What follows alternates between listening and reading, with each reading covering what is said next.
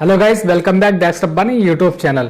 Guys, आज जो मैं बात करूंगा एल्प्रासेप 0.5 mg टैबलेट के बारे में, कैसे सुलाने के लिए दी जाती है। ये पैनिक डिसऑर्डर, दर्द वगैरह बहुत ज़्यादा होता है तो उसको ठीक करने के लिए भी दी जाती है।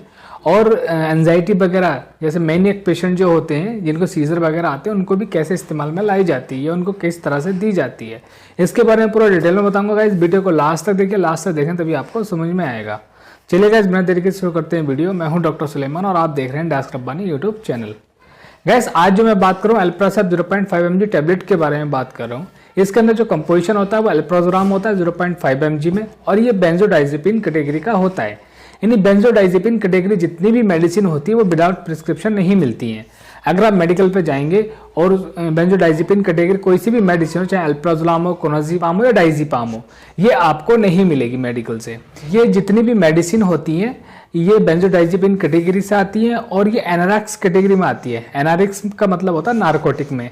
तो जितनी भी इस तरह की मेडिसिन होती है डॉक्टर प्रिस्क्राइब करेगा, अपने पर्ची पर लिख कर देगा, तभी मेडिकल वाला आपको देगा।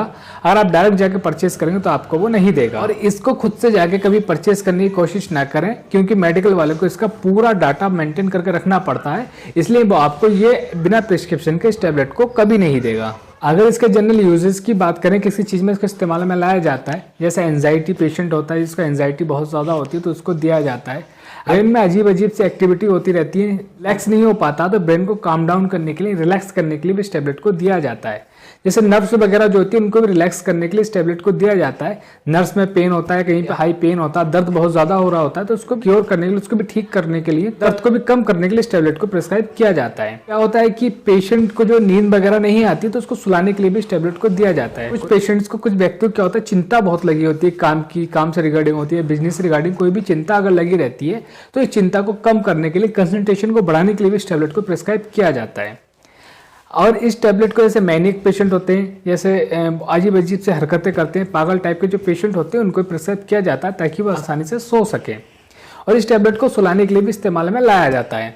और गाइस, मैं आपको बता दूं, यूज तो आपने जान लिया, लेकिन इसको खुद से कभी मत लेना, क्योंकि ये हैबिट फॉर्मिंग ड्रग है। अगर आप लगातार खुद से लेने लगेंगे, आपको कोई डिजीज नहीं है और बिना प्रिस्क्रिप्शन के लेंगे तो इसकी आदत पड़ जाएगी। High potential habit forming drug है। अगर इसको आप एक सप्ताह या 15 दिन ले लेंगे तो आपको इस टैबलेट की आदत पड़ जाएगी और इसके बिना आपको नींद नहीं आएगी। इसलिए इस टैबलेट को खुद से कभी मत लेना। यूजेस तो जान लिए, यूजेस के साथ साथ ये जानना भी बहुत जरूरी होता है कि ये टैबलेट बॉडी में जाके किस तरीके से काम करती है।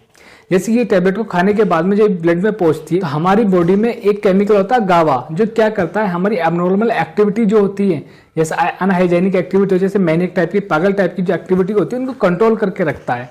तो जैसे हम ये टैबलेट लेते हैं, बेंजोडाइजेपिन कैटेगरी जितनी भी मेडिसिन हो, चाहे एल्प्राजोलाम हो, क्लोनाज़ेपाम हो, तो उस गाबा की एक्टिविटी को बढ़ा देता है। जब वो एक्टिविटी बढ़ जाएगी, जितनी भी हमारी बॉडी में एक्सेसिव एक्टिविटी हो रही है तो उनको सबको सप्रेस कर देगा। नर्व सेल जो सप्रेस होने लगेगी, जिसकी वजह से सारी एक्टिविटी डाउन हो जाएंगी और पेशेंट जो सेटल डाउन हो जाएगा, आराम से लेट जाएगा और वो एकदम काम डाउन हो जाएगा।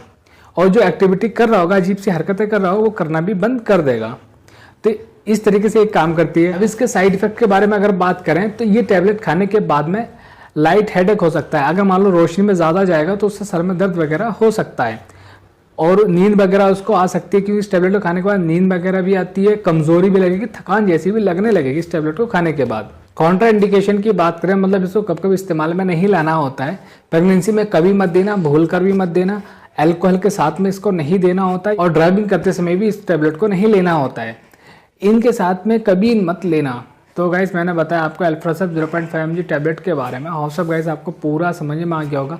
समझ में आ गया, प्लीज़ वीडियो को शेयर करें और चैनल को सब्सक्राइब करें। ऐसे नॉलेजेबल वीडियो के साथ मिलते हैं हम अगली वीडियो में।